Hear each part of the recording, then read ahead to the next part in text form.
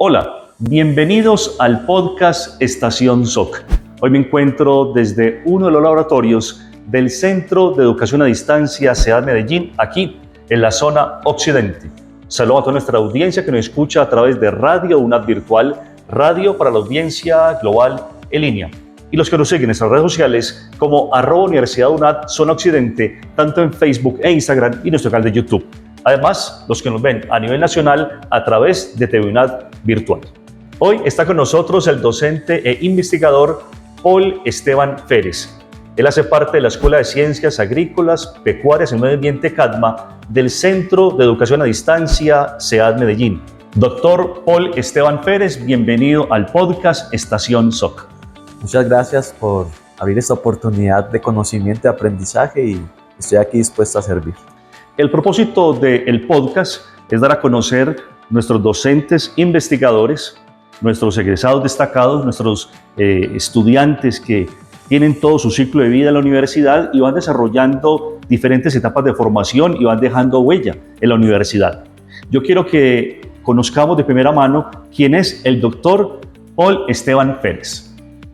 Bueno, yo soy ingeniero agropecuario, me formé en el Politécnico Colombiano Jaime Sasa Cadavid hace ya algunos años atrás y tuve la oportunidad de formarme en Brasil, tanto mi maestría en fitopatología como también el doctorado en fitopatología, más específicamente en la línea de control biológico de enfermedades de plantas. Vamos a comenzar haciendo una línea de tiempo y en resumidas palabras, ¿qué es fitopatología? Sí, a mí me gusta cuando hablo con los estudiantes siempre explicarles de una manera muy sencilla.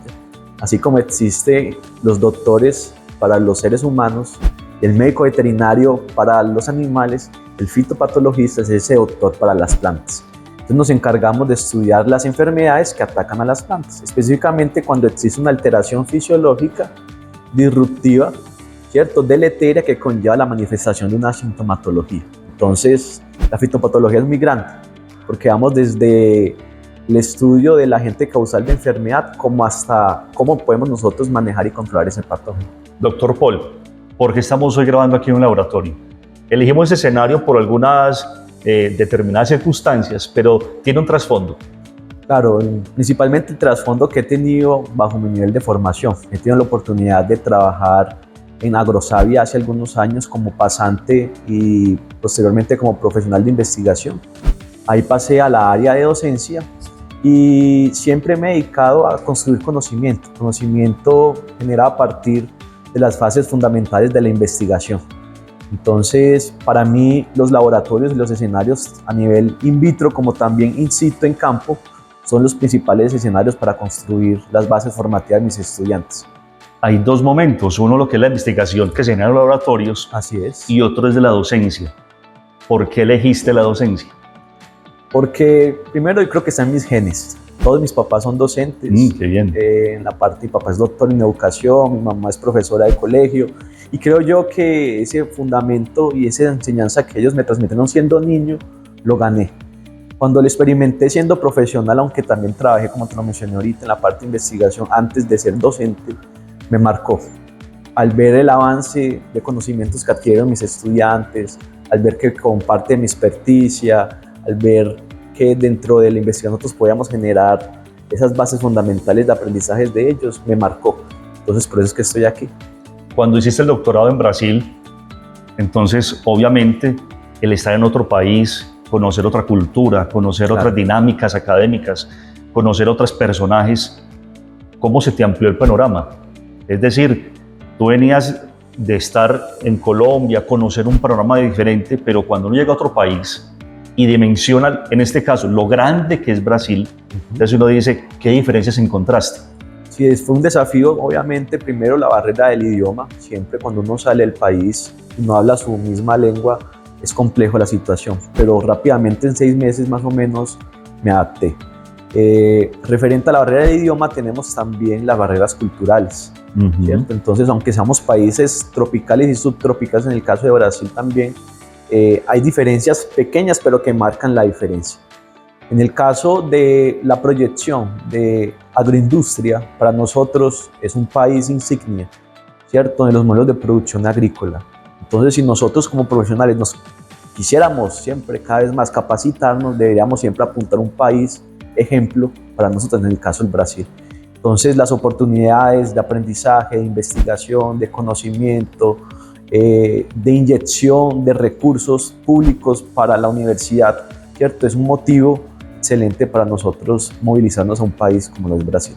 Cuando tú hiciste el doctorado ya en Brasil de fitopatología, entonces ya venías con unos conocimientos previos acá en Colombia. Claro. Yo quiero que nos cuentes una experiencia que uno diga, uy, no lo había visto desde ese punto de vista, no lo había analizado así, entendí algo que quizá no lo tenía en mi radar en ciertas cosas y aquí lo descubrí, aquí lo entendí. Algo que tú digas me impactó. Sí, me impactó el hecho de haber siempre estado vinculado a los semilleros de investigación. Entonces, yo siendo un estudiante universitario, en pregrado, siempre estuve vinculado a un semillero, a un grupo de investigación. Y eso me abrió las puertas que cuando yo llegara a Brasil ya tuviera una maleta de conocimientos, ¿cierto? Que marcó una diferencia con mis otros compañeros, porque a diferencia de ellos, en el caso de Brasil, cuando hice mi maestría, muchos habían finalizado su proceso de pregrado y habían ingresado de una vez a la academia sin ningún tipo de contacto con la investigación. Claro. Entonces, eso para mí fundamentalmente fue lo que marcó esa gran diferencia. O sea que el agregado, el plus tuyo es docente investigador. Así es. La investigación es fundamental en todos los aspectos. ¿Cómo se transmite la investigación en un laboratorio a los estudiantes en un componente práctico? Bueno, esa es muy buena pregunta, ¿cierto? Todo investigador debe ser un buen observador. Entonces, cuando nosotros establecemos unas buenas prácticas dentro de un laboratorio con el propósito de responder a una hipótesis, nos permite desarrollar una metodología para responder a esa hipótesis y posteriormente el resultado obtenido a partir de esa metodología obtenemos entonces unas conclusiones. Entonces, desde la observación hasta la parte metodológica, hasta los resultados dentro de un laboratorio desarrollado un componente práctica, nosotros obtenemos al final conocimiento. Si nos desplazamos a campo, pues va a ser prácticamente lo mismo, de forma vivencial lo que viven los agricultores, ¿cierto? Lo que se vive, las estrategias de pronto que pueden surgir a partir de esa observación diaria que tiene el agricultor, ¿cierto? Con su día a día también genera herramientas, bases para la investigación. Entonces creo yo que aparte de los componentes prácticos, como nosotros llamamos a los estudiantes a que ellos participen en esos espacios de la investigación en laboratorio es fundamental. Tú haces parte de la cadena agrícola, Así es. del programa de agronomía de la escuela de la CADMA, ¿sí? Obviamente te vas a encontrar con estudiantes. Yo siempre hago esa pregunta porque nos encontramos con estudiantes que son empíricos, ¿sí? Y tienen sus métodos ancestrales que le han dado resultado en sus fincas, en sus parcelas, en sus granjas, y dice, yo he aplicado esto y me sirve. Pero cuando llegamos a ese componente práctico, tanto en laboratorio como en este momento, como en campo, entonces tú, obviamente, como docente, tienes una rúbrica y tienes unos planteamientos desde la parte académica. ¿Cómo es esa confrontación entre lo que tú ya sabes que te ha dado resultado con lo que el estudiante también sabe y también le ha dado resultado? Sí, yo pienso que principalmente nosotros como docentes somos instrumentos de guianza a nuestros estudiantes.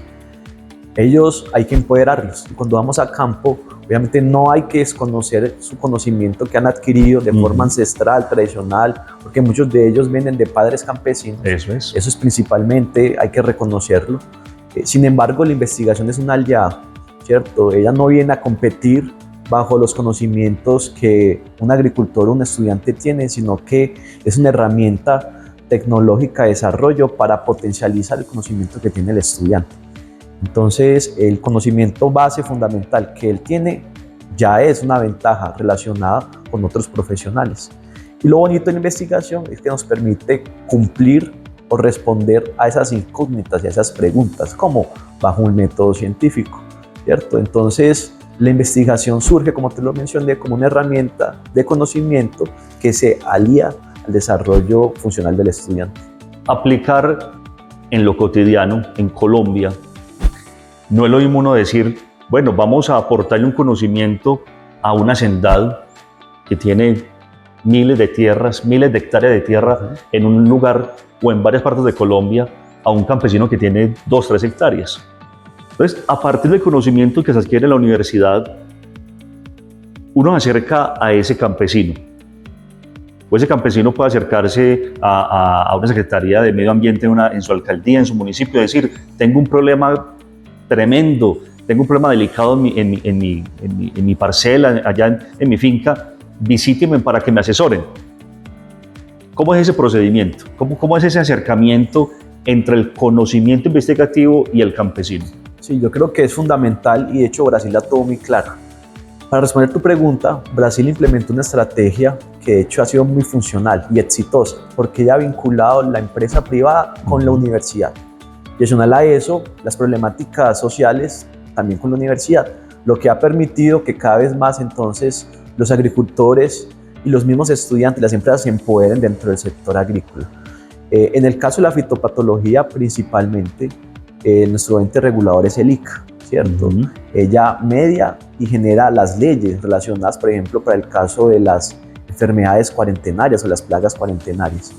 Entonces, lo que debe hacer el agricultor, primero, es si él pertenece a una asociación, la parte de extensión dentro de esa asociación le da las herramientas de manejo para esas enfermedades o de diagnóstico fitosanitario, ¿cierto? Si el agricultor no pertenece, digamos que a una asociación, pues claro, la invitación es que se acerque a las empresas privadas o públicas, en el caso de las universidades como lo es la UNAT, para nosotros poderlos acompañar dentro de un proceso, ¿sí? Y que también logremos vincular a nuestros estudiantes. Entonces son múltiples las formas de las cuales un agricultor puede verse beneficiado desde la misma ciencia.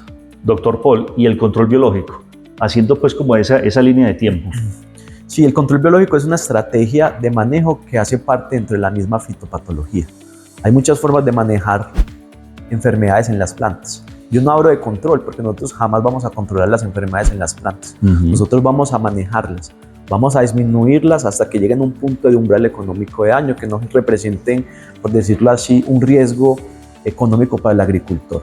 Entonces, dentro de esas disponibles herramientas y estrategias de manejo, encontramos el control biológico, que es la utilización de microorganismos vivos o de sus productos como los metabolitos para el manejo de las enfermedades que son ocasionadas por bacterias, hongos, virus, nemátodos, fitoplasmas, espiroplasmas, ¿cierto? Hongos que generan pues una alteración fisiológica en la planta. Entonces nosotros utilizamos microorganismos o los productos que ellos producen con el propósito de manejarlos de manera un poco más amigable y sostenible. Doctor Paul, se puede hablar de dinero.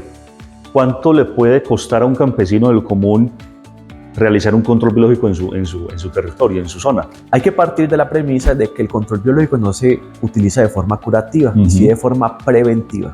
Entonces, cuando un agricultor quiere utilizar una estrategia de control biológico para curar, ya vamos perdiendo. El control biológico tiene que haberse utilizado mucho antes de que la enfermedad se vuelva un impedimento económico para el agricultor, ¿cierto? Lo que se espera es que cuando nosotros logramos equilibrar las relaciones biológicas dinámicas dentro de un agroecosistema por medio de la aplicación de los microorganismos, como respuesta a ese ecosistema que es resiliente a ese cambio, nosotros tengamos una alta productividad. Más, hay muchos productos que se utilizan dentro de la agricultura que han tenido producción elevadas superiores al manejo convencional, utilizando productos químicos que pueden hasta multiplicar 2 o 3 veces más la productividad simplemente cuando se empiezan a utilizar. Pero ¿cómo se identifica? Es decir, yo hablo de un campesino del cotidiano que empieza a ver, no sé, su cultivo lo empieza a ver amarillento, lo empieza a ver la tierra muy árida, o empieza a ver ciertos insectos volando alrededor de que antes no lo veía. O sea, él empieza como a identificar ciertos cambios que no son del común. Listo, hay que partir de 2 cosas que acabas de mencionar. Uno, lo que tú dices referente al cambio en la coloración de las plantas, es lo que nosotros leemos dentro de la fitopatología, que se llama síntoma. Es esa alteración fisiológica que genera la planta por parte de un agente fitopatogénico, ¿cierto? Entonces tenemos clorosis, tenemos necrosis, tenemos apodrecimiento, digamos, de los granos, del fruto. Eso nosotros lo podemos leer y lo podemos cuantificar. Pero también hay que separar lo que es plaga y lo que es enfermedad. No es lo mismo nosotros hablar de enfermedad de un insecto plaga. Listo, son áreas completamente diferentes que se encarga de estudiar la entomología, la parte de los insectos. Un insecto llega, hace un daño mecánico, en el caso en la planta, ¿cierto? Hace el daño, se va, ¿sí? En el caso de las enfermedades, ella altera fisiológicamente a la planta, ¿cierto? Entonces nosotros podemos sí cuantificar ese tipo de situaciones. Por ejemplo, el agricultor tiene la capacidad de cuantificar en su área cuánta de esa área está enferma, ¿cierto? También puede cuantificar cuánto de mis frutos o de mis granos o de mis hojas están siendo afectadas por esta enfermedad. Eso se llama severidad y lo que te mencioné anteriormente a eso se llama incidencia. Sí, hay que partir de que siempre el 30-40% de la producción de cualquier agricultor se pierde por plagas y enfermedades. Entonces, en cualquier cultivo agrícola, infelizmente, siempre vamos a tener plagas y enfermedades, ¿cierto? Obviamente, pues si nosotros tenemos y estamos ahorita bajo el boom, ¿sí?, del aguacatejas, pues tenemos áreas o territorios que están también siendo afectadas directamente por ciertos patógenos. Al igual que el café, que ha sido un cultivo, por decirlo así, tradicional dentro de nuestra misma cultura, pues también podemos hablar de que son cultivos que son más propicios a que bajo su mismo modelo y su dinámica, ¿cierto?, de trabajo, permita de que de cierta forma ya estén muy bien establecidas las plagas y las enfermedades. Hoy está con nosotros el doctor Paul Esteban Férez, docente e investigador de la Escuela de Ciencias Agrícolas, Pecuarias y Medio Ambiente, ECADMA, de aquí, del Centro de Educación a Distancia, SEAD Medellín. Esto es Podcast Estación SOC. Ya regresamos. ¿Te han dicho que eres diferente? Perfecto. Donde todos parecen seguir el mismo camino, nosotros te invitamos a transformar lo convencional. Años atrás nos llamaron diferentes por perseguir la idea de llevar educación virtual para todos. Hoy somos el modelo de aprendizaje flexible con el que puedes terminar tu bachillerato, iniciar tu carrera profesional, avanzar en tu posgrado, aprender un nuevo idioma y más. Todo sin importar tu edad o el lugar donde estés. Somos Universidad Nacional Abierta y a Distancia UNAD. Educación virtual de alta calidad. Dale clic a tu futuro. www.estudiaenlaunad.com. Continuamos en Podcast Estación SOC. Hoy está con nosotros el docente e investigador Paul Esteban Férez. Él hace parte de la Escuela de Ciencias Agrícolas, Pecuarias y Medio Ambiente, ECADMA, del Centro de Educación a Distancia, SEAD Medellín. Incluso nos encontramos en un laboratorio de componente práctico. Doctor Paul, yo quiero que en esta segunda parte del podcast hablemos acerca de ese componente práctico. Ese acercamiento que tiene ese estudiante que viene con un conocimiento previo, lo que hablamos ahorita en el primer segmento, pero también hay estudiantes que no tienen acercamiento a esto, sino que es por primera vez, ¿sí? Y para ellos es una experiencia significativa. Yo quiero que nos cuentes esa experiencia significativa que tuviste cuando hiciste la maestría y cómo la aplicas directamente en el componente práctico en la UNAD. Sí, tanto en la maestría, ¿cierto?, como en el doctorado, pues siempre la investigación nos sorprende. La actividad microbiana siempre está ahí presente, aunque muy pequeña y diminuta, tiene la capacidad, ¿cierto?, de generar esa sorpresa diaria.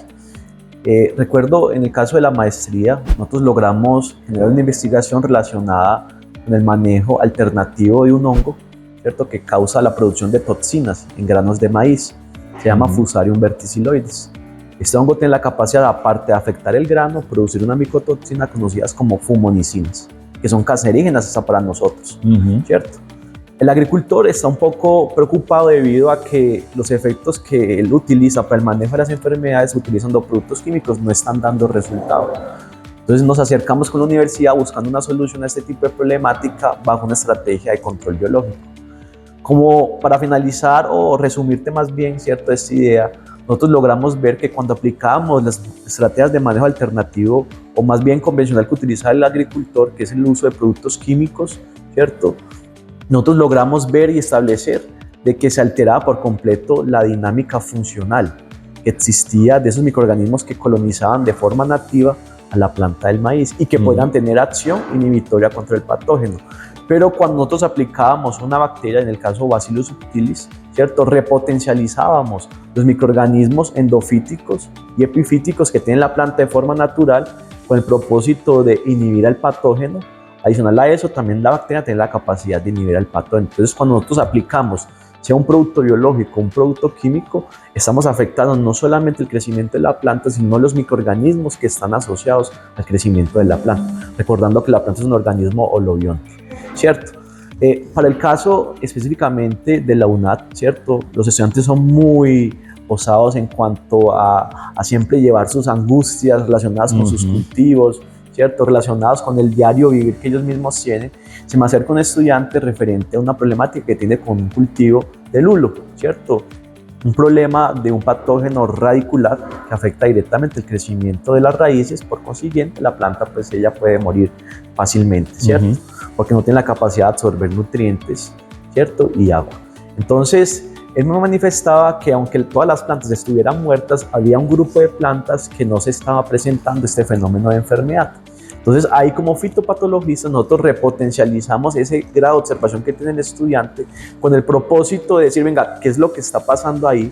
Porque es que esa planta no se está enfermando, estando al lado de las otras que sí están siendo afectadas por el patógeno. ¿Será que la capacidad de colonización que tienen los microorganismos que están asociados a esas raíces están generando algún efecto positivo de promoción de crecimiento vegetal en cuanto a la misma planta, ¿cierto? ¿O será que los mismos patrones utilizados están aportando un grado de resistencia para que la enfermedad no se manifieste?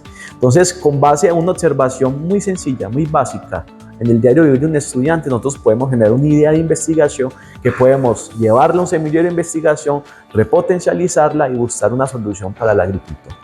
Yo quiero que finalicemos este podcast, doctor Paul, haciendo ese énfasis, esa importancia que tiene que tener el estudiante en pertenezca a un semillero de investigación, pertenezca, conozca, muévase, inquiétese por el conocimiento, pero también que participe en el componente práctico.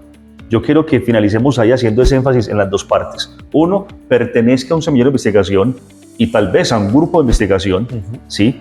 Y cree conocimiento, pero también participe y haga parte del componente práctico.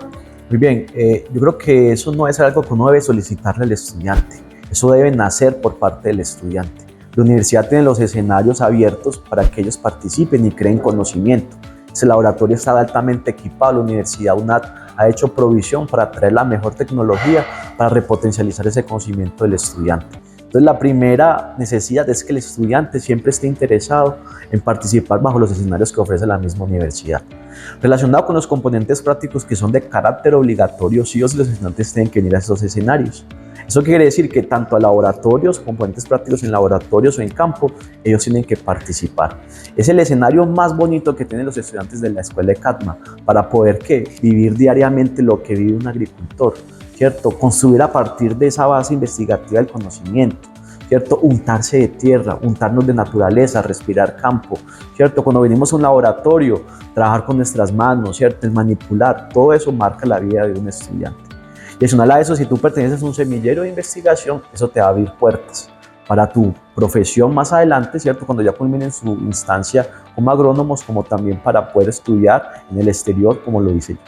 Yo siempre termino con esta pregunta, doctor Paul, y es, démosle un mensaje a los que nos escuchan a través de Radio UNAD Virtual y los que nos ven a través de las redes sociales, ¿por qué elegir a la Universidad Nacional Abierta a Distancia UNAD, y en este caso, el programa de agronomía de la CADMA, como una opción de vida en su formación académica? Muy bien, la universidad ha hecho provisión para generar escenarios de construcción de sabiduría y de conocimiento.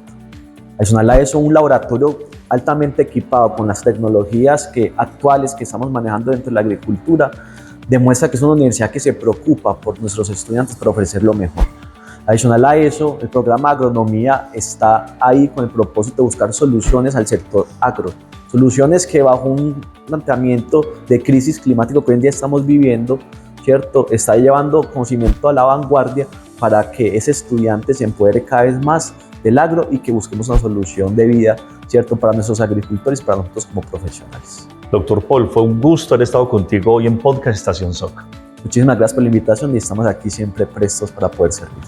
Hoy estuvo con nosotros el doctor Paul Esteban Férez, docente e investigador de la Escuela de Ciencias Agrícolas, Pecuarias y Medio Ambiente CADMA del Centro de Educación a Distancia CEAD Medellín. Esto es Podcast Estación SOC. Hasta pronto.